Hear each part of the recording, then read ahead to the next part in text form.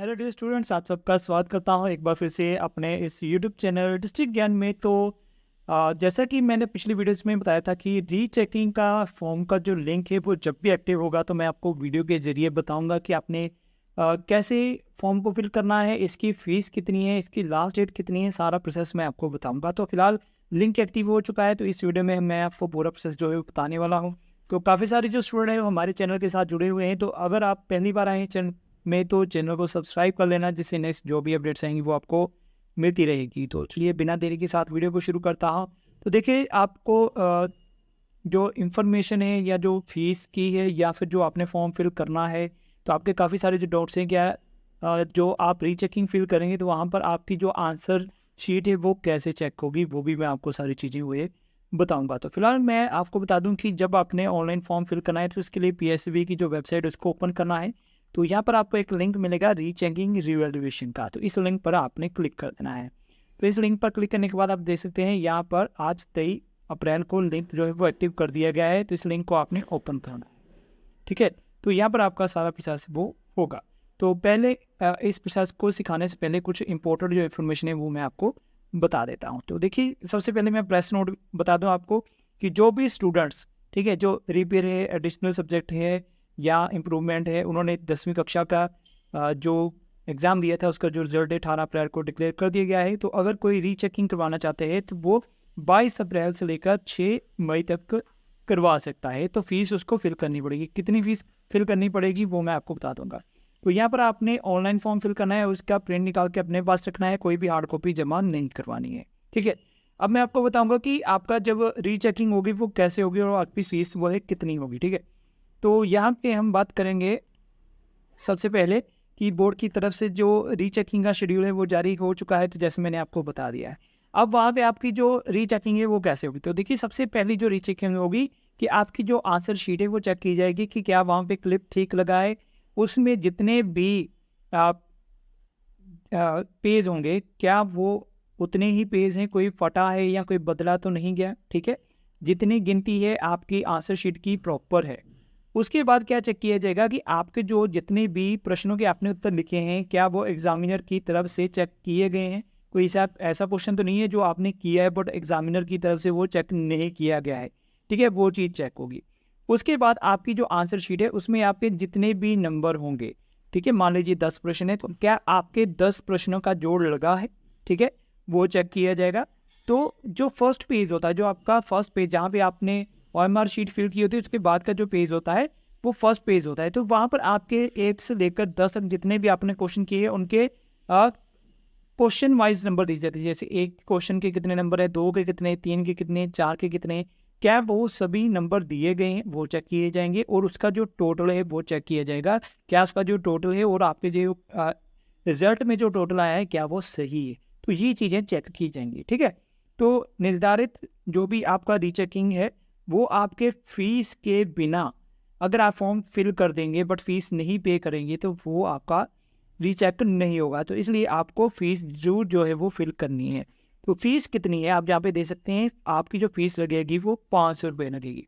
यहाँ पर जो मोस्ट इम्पोर्टेंट चीज़ है कि यहाँ पे आप दे सकते हैं 500 रुपये जो है वो पर आंसर शीट, यानी कि अगर आपने मैथ का पेपर रीचेक कराना है तो उसकी 500 रुपये है, अगर इंग्लिश का करवाना है तो उसकी भी 500 लगेगी, अगर पंजाबी का करवाना है उसकी भी 500। जितने सब्जेक्ट आप रीचेक करवाएंगे उतने आपको फीस जो है वो पे पर करनी पड़ेगी। इसके अलावा अगर आप अपने आंसर शीट की फ़ोटो कॉपी चाहते हैं तो उसकी प्रोसेसिंग फ़ीस लगेगी, ठीक है।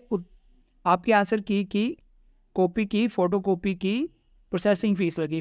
प्रोसेसिंग फ़ीस कितनी लगेगी, 500 रुपये पर पेज।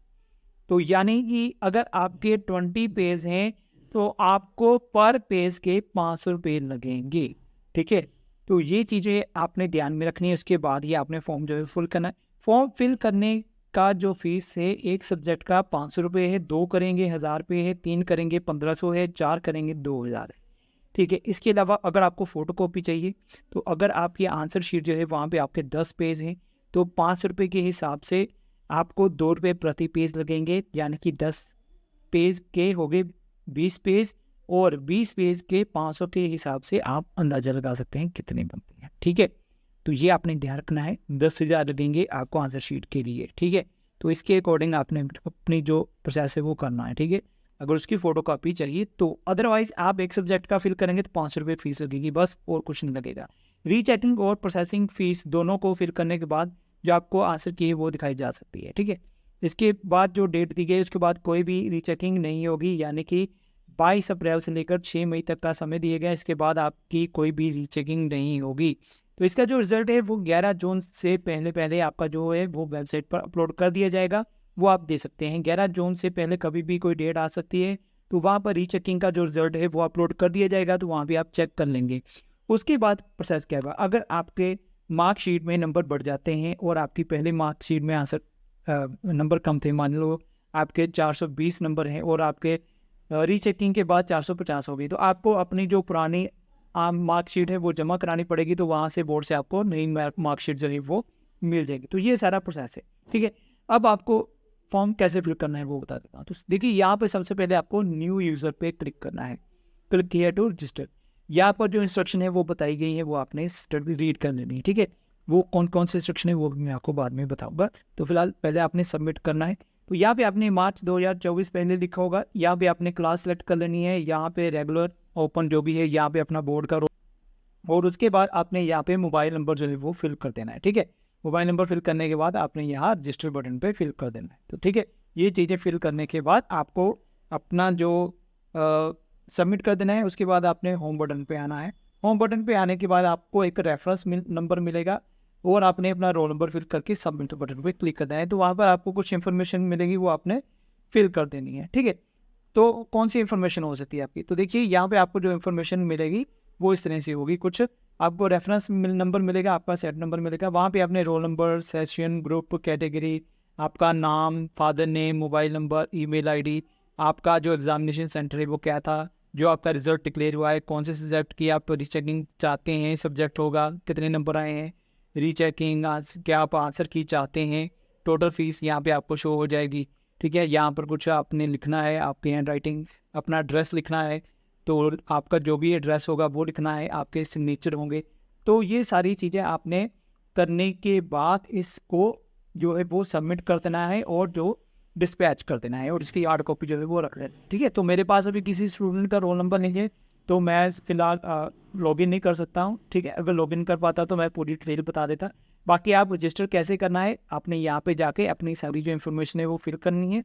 रजिस्टर करना का प्रोसेस ईजी है। उसके बाद आपने रेफरेंस नंबर मिलेगा, उसके साथ अपना रोल नंबर फिल करना है और सबमिट करना है। रेफरेंस नंबर संभाल के रखना है आपने, ठीक है। तो ये सारा प्रोसेस है कि आप रीचेकिंग का फॉर्म जो है वो कैसे भी कर सकते हैं। फ़ीस के बारे में आपको डाउट था, फ़ीस के बारे में मैंने आपको बता दिया, कैसे अप्लाई करना है वो मैंने आपको सारा प्रोसेस जो है वो बता दिया है। तो इस तरह अगर आप अपना रीचेक करवाना चाहते हैं तो करवा सकते हैं, ठीक है। तो जो भी मैंने आपको बताया कौन कौन से पॉइंट्स हैं जिससे कि आपके नंबर जो है वो बढ़ सकते हैं, ठीक है। तो ये सारे आप जो लिस्ट है वो यहाँ से बता देता हूँ।